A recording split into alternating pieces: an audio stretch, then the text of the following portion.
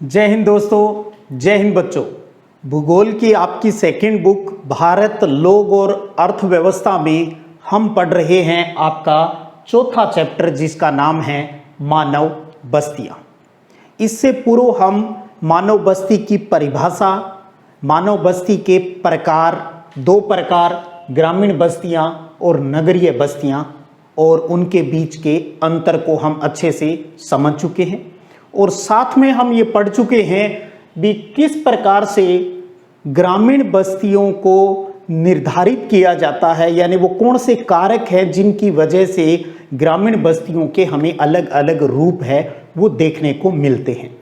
आज की इस वीडियो क्लास में हम ग्रामीण बस्तियों के प्रकारों को डायग्राम की सहायता से अच्छे से समझेंगे। बोर्ड परीक्षा में ये भी बहुत इंपॉर्टेंट प्रश्न है, वो पूछा जाता है। तो स्टार्ट कर लेते हैं। ग्रामीण बस्तियों के प्रकार, टोटल 4 प्रकार है हमारे देश के अंदर ग्रामीण बस्तियों के, और इनके प्रकारों को बांटने का आधार क्या है ये भी हमें पता होना चाहिए। वो है मकानों की संख्या और उनके बीच की दूरी के आधार पर भी मकान कितने हैं और वो कितने दूर, कितने पास पास हैं। इस आधार पर ग्रामीण बस्तियों को 4 भागों में बांटा गया है। पहला भाग है, पहला जो प्रकार है वो है गुच्छित यानी क्लस्टर्ड गुच्छित बस्तियां, जिसके और भी नाम हैं। अलग अलग भूगोलवेता ने अलग अलग नाम दिए हैं। गुच्छित बस्तियों को संकुलित अर्थात सघन बस्ती भी कहा जाता है, इंग्लिश में कॉम्पैक्ट कहते हैं। दूसरा अकेंद्रित या सकेंद्रित बस्तियां अर्थात क्लोजली सेटलमेंट्स भी कहा जाता है। तो गुच्छित बस्ती ग्रामीण बस्तियों का पहला प्रकार है, अर्थात संकुलित बस्ती कहो, सघन बस्ती कहो या अकेंद्रित बस्ती कहो। तो थोड़ा सा आप इनके अन्य नामों पर भी जरूर ध्यान दीजिए। कहीं परीक्षा में गुच्छित शब्द नहीं लिखकर आकर वहां पर संकुलित या सघन शब्द लिखा हुआ आ जाए तो आप समझ जाएं भी किस बस्ती की, किस रूरल सेटलमेंट की बात है वो हो रही है। दूसरा प्रकार आता है परिक्षिप्त डिस्पर्स्ड, जो है परिक्षिप्त बस्तियां।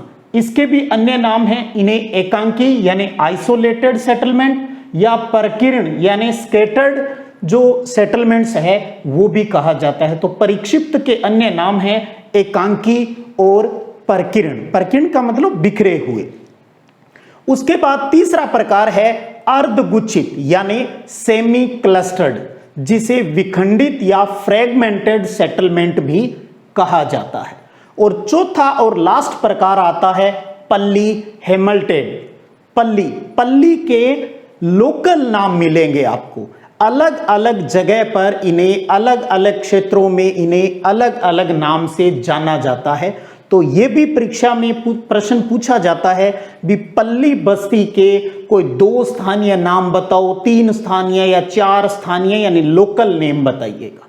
और आप भी सोचिएगा भी आपके इलाके में क्या नाम इनको दिया जाता है। तो पल्ली, जिन्हें पान्ना भी कहा जाता है, इन्हें पाडा भी कहा जाता है, इन्हें पाली भी कहा जाता है, इन्हें नगला भी कहा जाता है, और सबसे ज्यादा प्रचलित शब्द ढाणी, इसे ढाणी भी कहा जाता है। तो कम से कम 4 स्थानीय नाम आपको जरूर याद होने चाहिए। जैसे पश्चिमी राजस्थान में बेर भी कहा जाता है, बेरा बोलते हैं कुएं को, और उसके पास जो मकान बना लेते हैं भी मैं तो मेरे बेरे पर जा रहा हूं। तो पान्ना, पाडा, पाली, नगला, ढाणी ये पल्ली बस्तियों के लोकल नेम हैं। तो ये भी आपको जरूर ध्यान रखने हैं। तो समझ गए आप भी मकानों की संख्या और उनके बीच दूरी के आधार पर ग्रामीण बस्तियों को 4 भागों में गुच्छित, परिक्षिप्त, अर्धगुच्छित और पल्ली अधिवास या पल्ली बस्तियों में बांटा गया है। क्योंकि बस्तियों को इंग्लिश में सेटलमेंट्स कहते हैं, बस्तियों को हिंदी में अधिवास भी कहा जाता है, रहने का जो स्थान होता है उसकी बात।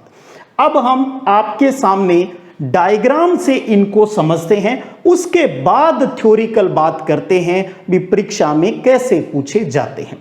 तो सबसे पहले गुच्छित संकुलित या सघन बस्ती की बात करें। आप यहां देखेंगे ब्लू कलर में ये और ये ऊपर पड़ी लाइन और जो खड़ी लाइनें खींची है, ये हम यहां रास्ते को शो कर रहे हैं, यानी रास्ता है, मार्ग है। ये नदी भी हो सकती है, ये नहर भी हो सकता है। तो नदी हो सकती है, नहर हो सकती है, ये मार्ग हो सकता है। तो जब इस प्रकार से मार्ग जो बन गए या जो नदी नहर एक दूसरे को काट रही है, उनके किनारों पर ये जो मैंने घेरे बनाए हैं, इस प्रकार से आप ये आयताकार रूप में बनाएं, चाहे ये गोलाकार रूप में बना दे, चाहे आप पंचभुज के रूप में बना दे, ये आपकी इच्छा है। ये हर आकृति अपने आप में एक घर को शो कर रही है। तो हर एक डिब्बा अपने आप में घर को शो कर रहा है। आप डिब्बा बनाएं, गोल घेरा बनाएं, कैसे भी बनाएं, मैंने आपको पहले भी बता दिया। तो इस प्रकार किसी मार्ग के चारों ओर बहुत ही पास पास जब बस्तियां बस जाती है, कम से कम 40-50 घर, 40-50 घरों से लेकर सैकड़ों घर जब पास पास बने हुए होते हैं किसी सड़क, नहर या नदी के किनारे या रेल मार्ग के किनारे, तो उसे कहा जाता है गुच्छित या सघन बस्ती कहा जाता है। अब इस बस्ती का, गुच्छित बस्ती का और परिक्षिप्त यानी प्रकीर्ण या एकांकी बस्ती पर गौर कीजिएगा। यहां पर भी मैंने बीच में ब्लू कलर से 2 मार्ग बना दिए हैं और दोनों मार्गों के दोनों तरफ ये जमीन है और जो डॉट डॉट दिखाए हैं यहां पर, अर्थात इस जमीन पर खेती हो रही है। अर्थात हर डिब्बा, ये जो एक डिब्बा, ये डिब्बा, ये डिब्बा, ये डिब्बा, ये जो डिब्बे हैं ये खेत को प्रदर्शित कर रहे हैं। और जिसका ये खेत है उस आदमी ने अपने रहने के लिए खेतों में अपने घर बना लिए हैं। तो जहां अपनी भूमि खत्म हो जाती है उसके बाद दूसरे की भूमि खत्म हो जाती है, उसने अपनी खेत के अंदर मकान बना लिया है, जिसे हम पल्ली भी कहते हैं, ढाणी भी कहते हैं। तो अपने अपने खेतों के अंदर इस प्रकार से दूर दूर यानी अपने खेत की जमीन के अंदर ही कहीं पर भी आप अपना मकान बना लेते हो। ये रेड कलर में जो शो किया है ये मकान है, ये घर को शो कर रहे हैं। आप कहीं पर भी एक खेत बनाएं और उसमें कहीं पर भी अपना जो मकान है वो बना सकते हो। आपकी इच्छा है, आपका खेत है, आपको रहना है। तो मैंने अपने हिसाब से जहां भी मार्क कर दिया, हर खेत के अंदर एक ढाणी बना दी ताकि आपको समझ में आ जाए। तो इस इलाके में आप देख रहे हो अलग अलग खेत में अलग अलग मकान बने हैं। हो सकता है किसी एक खेत में मकान नहीं बना हुआ हो, वो अपने किसी गांव में रह रहा हो, और कुछ भी हो सकता है। हमें तो समझना है भी सिचुएशन क्या होती है। तो अलग अलग खेतों में अपना अपना मकान, अर्थात अलग अलग दूरी पर जब मकान बनाए जाते हैं, जो इस प्रकार से छितरे हुए मकान हैं, बिखरे हुए जो मकान बन गए, तो ये जो आकृति हमारे सामने प्रदर्शित होती है इसे कहा जाता है परिक्षिप्त बस्तियां। सैटेलाइट से अगर हम इसका पिक्चर देखेंगे, आप गूगल मैप से अगर पिक्चर देखेंगे तो आपको अगर खेतों में कोई ढाणियां बनी हैं तो वो इस प्रकार से ही दिखाई देगी। तो ये हुआ परिक्षिप्त बस्ती की आकृति। बोर्ड परीक्षा में आप चाहें तो इस प्रकार से आकृति भी बना सकते हैं, एग्जामिनर के ऊपर बहुत अच्छा इफेक्ट पड़ेगा। अब बात आती है अर्धगुच्छित या सेमी क्लस्टर्ड की। तो ये रूप क्या है? इसे विखंडित रूप भी कहते हैं। ये इन दोनों का मिक्स रूप है। सघन और विरल या परिक्षिप्त जो एकांकी रूप है, तो दोनों रूप आपको इसके अंदर अर्धगुच्छित के अंदर देखने को मिलेंगे। देखिएगा, ये देखिए यहां पर ये एक बड़ा गांव है और जो आपस में इस तरीके से गुच्छित रूप में बसा हुआ है। किसी सड़क मार्ग के किनारे, नहर के किनारे या रेल मार्ग के किनारे, यह रास्ता कोई भी हो सकता है। और इससे कुछ दूरी पर ये एक कई ढाणियों का समूह है। 1-2 ढाणी हो सकती है, 10 ढाणी हो सकती है। जैसे हमारे इलाके की बात करूं तो गांव के बाहर खेतों के अंदर किसी एक जगह पर ज्यादा ढाणियां जब बन जाती है उसको हमारे क्षेत्र में चक भी कहा जाता है, क्योंकि जमीनों की चकबंदी हो चुकी है। अगले चैप्टर में हम इसके ऊपर भी बात करेंगे। तो ये एक चक बन गया, जैसे मैं जहां पर पोस्टेड हूं उस गांव का नाम है अमरपुरा जालू, अमरपुरा जालू, राजस्थान के हनुमानगढ़ डिस्ट्रिक्ट के संगरिया ब्लॉक का ये गांव है। तो आप ये समझिए भी ये है अमरपुरा गांव बसा हुआ है। गांव से लगभग 1.5-2 किलोमीटर के आसपास एक चक बसा हुआ है जिसे पिलानियों की ढाणी या कागजी भाषा में बात करूं तो उस चक का नाम है 12 MJD। वहां जो नहर निकली हुई है MJD मोरजन जो वितरिका है उसके आधार पर वो 12 MJD कागजों में, और वैसे बोलते हैं पिलानियों वाली ढाणी, या हम कह दें भी हमारा चक है। तो ये पूरी एक ग्राम पंचायत है, ये एक पूरी ग्राम पंचायत है। तो इसमें एक जगह पर तो सघन रूप से लोग बसे हुए हैं और प्लस इस गांव के बाहर एक चक बसा हुआ है। इसी प्रकार से कुछ दूरी पर एक 14 MJD और है, वहां पर भी काफी सारी ढाणियां बनी हुई है। तो यहां सघन और एकांकी दोनों रूप देखने को मिलते हैं। जब ये पहला और दूसरा रूप दोनों किसी क्षेत्र के अंदर दिखाई देता है तो उसे अर्धगुच्छित या सेमी क्लस्टर्ड कहा जाता है। और उसके बाद पल्ली या ढाणी, तो ये जो चक वाली, ये जो ढाणी वाली बात है, ये किसका रूप हो गया? ये पल्ली का रूप हो गया। ये ढाणियों का समूह हो सकता है, 1-2 ढाणियां हो सकती है, तो ये पल्ली रूप हो गया अपना, और ये अपना सघन रूप हो गया। जब पल्ली और सघन दोनों की बात हो जाती है तो वो अर्धगुच्छित हो गया। तो यहां तो मैंने काफी सारी ढाणियां बना दी, एक आधी ढाणी भी हो सकती है। गांव के बाहर बाहर एक ढाणी यहां पर, एक ढाणी यहां पर, एक ढाणी यहां पर, एक ढाणी यहां पर, यानी अपने अपने खेतों में कुछ लोगों ने अपनी ढाणियां बना ली। तो वो सारी क्या कहलाएगी? अर्धगुच्छित। यानी पास पास पूरा गांव का कोई मुखिया है जिसने गांव बसाया है, वो आपको गांव के बीचों बीच मिलेगा, उसका घर वहीं मिलेगा, उसकी फैमिली का घर आपको वहीं मिलेगा, और दूसरे लोग उसके चारों ओर बसते जाते हैं। कुछ लोग अपने खेतों में चले जाते हैं। तो यहां पर यानी खेतों में चले गए तो वो कौन सा आ गया? ये प्रकीर्ण रूप आ गया।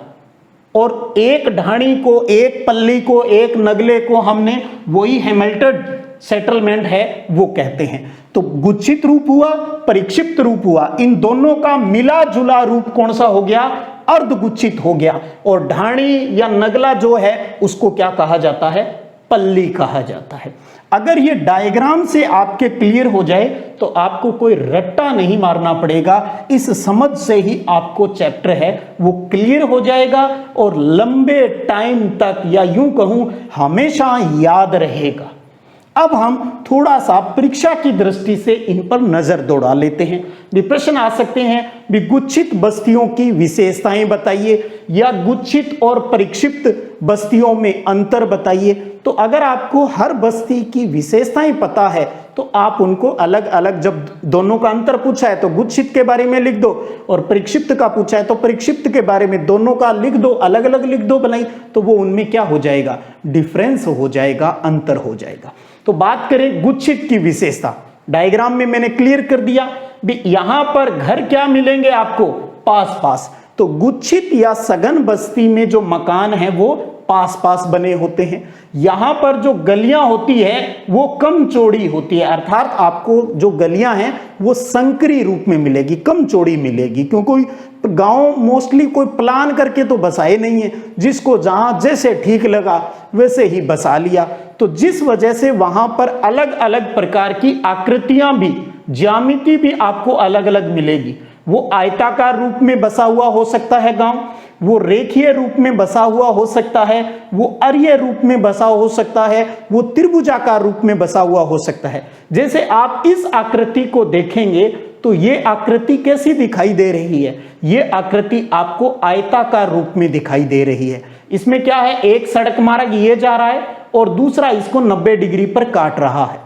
तो जब दो मार्ग, दो सड़कें, दो नहरें एक दूसरे को 90 डिग्री पर काटती है और उन सड़कों या नहरों के किनारे जब गांव बस जाता है, घर बन जाते हैं, तो उसे आयताकार रूप कहा जाता है। इसी प्रकार रेखीय का मतलब है भी एक ही, रेखीय का देखिएगा, जैसे ये एक सड़क है, ये एक सड़क है या ये एक नहर हो सकती है, और इसके चारों ओर अगर मकान बन जाते हैं तो हम इसे कह देंगे, और पास पास है तो सघन, और दूर दूर है तो परिक्षिप्त। पास पास है तो सघन यानी गुच्छित, दूर दूर है तो परिक्षिप्त यानी प्रकीर्ण या एकांकी कह देंगे। तो इस प्रकार से ये बन गया रेखीय रूप बन गया। अर्य रूप का क्या मतलब? अर्य रूप का मतलब है अलग अलग दिशाओं से सड़कें एक जगह आकर मिलती है और इन सब के किनारे मकान विकसित हो जाते हैं। इस प्रकार से आप आयताकार रूप में, गोलाकार रूप में, वृत्ताकार रूप में कैसे भी बना दे, पंचभुज, चतुर्भुज, जो आपका मन करे भी बता दो, ये हमारे भी मकान बने हुए हैं। तो जब अलग अलग दिशाओं से सड़कें आकर मिलती है और इस प्रकार की आकृति बनती है तो वो अर्य ज्योमेट्री कहलाती है। एक लाइन यानी ये एक सड़क, एक नहर या एक रेल मार्ग के चारों ओर बस्तियां बस जाती है, घर बस जाता है, तो उसे रेखीय रूप कहा जाता है। तो ये आयताकार रूप हो गया, ये रेखीय रूप हो गया, ये अर्य रूप हो गया। सीधी सी बात, इजी भाषा में यही समझे, जब घर बहुत सारे हैं और पास पास बने हैं तो वो गुच्छित रूप है, और जब घर दूर दूर बने हैं, चाहे वो खेत में बने, चारागाह में बने, कोई पहाड़ी वाले इलाके में बने, तो वो परिक्षिप्त यानी एकांकी रूप या प्रकीर्ण यानी फैले हुए घर हैं, वो कहलाते हैं। इसी कड़ी में और विशेषताओं की बात करें भी, अक्सर ये कहां पर मिलेंगे? ये मिलेंगे हमें उपजाऊ जलोढ़ मैदानी भागों में। जहां मैदानी भाग है, उपजाऊ जो मैदानी भाग है, आसानी से पानी उपलब्ध हो जाता है, उस इलाके में मिलेंगे। और साथ में भारत के उत्तरी पूर्वी राज्यों में। तो उपजाऊ जलोढ़ मैदानी भागों और उत्तरी पूर्वी राज्यों में भारत के, वहां पर हमें मुख्यतः क्लस्टर्ड सेटलमेंट्स है वो मिलेगा। अब गुच्छित से जुड़े हुए कुछ एग्जाम्पल भी दिए गए हैं जो बोर्ड परीक्षा में पूछे जा सकते हैं। जैसे मध्य भारत यानी मध्य प्रदेश का बुंदेलखंड जो क्षेत्र है या जो नागालैंड है, तो बुंदेलखंड और नागालैंड में गुच्छित बस्तियां अधिक बसी हुई है। ऐसा क्यों या किस कारण से है? तो सुरक्षा की दृष्टि से लोग बाहरी आक्रमणों से, बाहरी जो समस्याएं हैं उनसे निपटारे के लिए वो घर पास पास बनाते हैं। और आपको मैंने पूर्व में बताया भी, गांव के लोगों में सामाजिकता अधिक होती है, एक दूसरे की हेल्प करते हैं, सामान खत्म हो जाता है तो उपलब्ध करवा देते हैं, तो एक दूसरे के घर की रखवाली करना विशेष परिस्थितियों में, ये सब वहां पर मिलता है। तो बुंदेलखंड और नागालैंड उदाहरण है ये, सिर्फ ये नहीं है भी यहीं पर, और भी बहुत सी जगह है जहां पर, लेकिन हम तो हमारे सिलेबस के अकॉर्डिंग जो एग्जाम्पल दिए हैं क्योंकि ये परीक्षा में पूछे जा सकते हैं। तो बुंदेलखंड और नागालैंड में हमें अधिकांश गुच्छित या सघन बस्तियां मिलती है। उसका कारण क्या है भी, वो सुरक्षा की दृष्टि से ऐसा करते हैं। अब बात करें हमारे राजस्थान की भी, राजस्थान जिसमें अगर पश्चिमी राजस्थान की बात करें तो जहां पर जल की सबसे ज्यादा कमी है, रेगिस्तान है वहां पर। तो जहां राजस्थान के जिन क्षेत्रों में जल की कमी मिलेगी, वहां पर जहां भी थोड़ा बहुत पानी उपलब्ध होता है, वहां पर लोग सघन रूप से अपनी बस्तियां बसा लेते हैं, ताकि जो उपलब्ध जल है उसका अधिकतम उपयोग है वो कर सके। तो राजस्थान में जल की कमी वाले क्षेत्रों में उपलब्ध जल की अधिकतम उपयोग करने के कारण वहां पर सघन या गुच्छित बस्तियां बस जाती है। बुंदेलखंड और नागालैंड में वो सुरक्षा की दृष्टि से सघन बस्तियां बसाते हैं। और हमने समझ लिया भी इसमें घर पास पास बने होते हैं, गलियां संकरी होती है जो आयताकार, रेखीय, अर्य रूप में हमें मिलती है। और उपजाऊ मैदानी भाग और उत्तरी पूर्वी जो हमारे स्टेट्स हैं इंडिया के, वहां पर अक्सर आपको गुच्छित यानी क्लस्टर्ड बस्तियां हैं वो मिलेगी। क्लियर हुई ये बात? अब वापिस आते हैं परिक्षिप्त, दूर दूर बिखरी हुई जो होती है। इसमें घर एक दूसरे से दूर दूर होते हैं। ये अब हम परिक्षिप्त की विशेषताएं पढ़ रहे हैं। परिक्षिप्त यानी गुच्छित, प्रकीर्ण या एकांकी बस्तियों की, घर एक दूसरे से दूर होते हैं। घर दूर दूर है, इसका मतलब क्या है? इसका मतलब यही है भैया अकेले रहना पसंद करते हैं, एकांकी रूप में जीवन यापन करते हैं। और जो लोग एकांकी अकेले रहना पसंद करते हैं तो उनमें सामाजिकता भी आपको समझ सकते हो भी कम मिलेगी, किसी से मतलब नहीं, दुनिया जाए भाड़ में, ऐसे सोचने लग जाते हैं। तो और यहाँ ये कृषि भूमि को छोड़कर बनाते हैं, जैसे कि डायग्राम में मैंने क्लियर किया था। अपने अपने खेत में बनाई, फिर दूसरे खेत वाला अपनी ढाणी कोई मकान बनाता है तो बना ले भी। तो एक दूसरे से घर इसमें दूर होते हैं, खेती की जमीन को छोड़कर बनाए जाते हैं। कहां पर मिलेगी इंडिया में, पूछते हैं ये प्रश्न भी, ये बस्तियां कहां मिलेगी, सघन कहां मिलती है, अर्धगुच्छित कहां मिलती है, तो हमें उदाहरण भी याद रखने हैं। तो सुदूर जंगलों में मिलेगी, छोटी पहाड़ियों के ढालों पर खेतों और चारागाहों के रूप में इस प्रकार की बस्तियां मिलती है। और पर्टिकुलर क्षेत्र स्टेट की बात करें तो मेघालय के अंदर, उत्तराखंड के अंदर, हिमाचल प्रदेश और केरल में के अनेक भागों में हमें अक्सर परिक्षिप्त यानी प्रकीर्ण बस्तियां, एकांकी बस्तियां देखने को मिलती है। तो यहां लोगों में भाईचारा अधिक है, सामाजिकता अधिक है, एक दूसरे का पूरा सहयोग करते हैं। किन में? गुच्छित बस्तियों में। जबकि इसकी उल्टी है सारी बातें परिक्षिप्त, घर दूर दूर होते हैं, सामाजिकता कम पाई जाती है इनके अंदर, और ये खेत की जमीन को छोड़कर बनाए जाते हैं। एकांकी जीवन यापन करना इनको ज्यादा पसंद होता है। तो अपने अपने खेतों के द्वारा इनके मकान हैं वो दूर दूर पर बने होते हैं। तो ये हुई दो प्रकार की बस्तियां, गुच्छित और परिक्षित। इन दोनों का मिला जुला रूप किस में मिलता है? अर्ध गुच्छित में। तो चलिए अब हम अर्ध गुच्छित को व्याख्यात कर लेते हैं। आप स्क्रीनशॉट लेना चाहें तो इसका ले सकते हैं। अब बात करते हैं तीसरे प्रकार पर, जिसका नाम है अर्ध गुच्छित, जिसको हम डायग्राम से पूर्व में ही समझ चुके हैं। तो ये गुच्छित और परिक्षिप्त बस्तियों के बीच की अवस्था होती है। और इसके निर्माण की अगर बात करें भी, ये अर्धगुच्छित रूप में किस कारण से आ जाती है?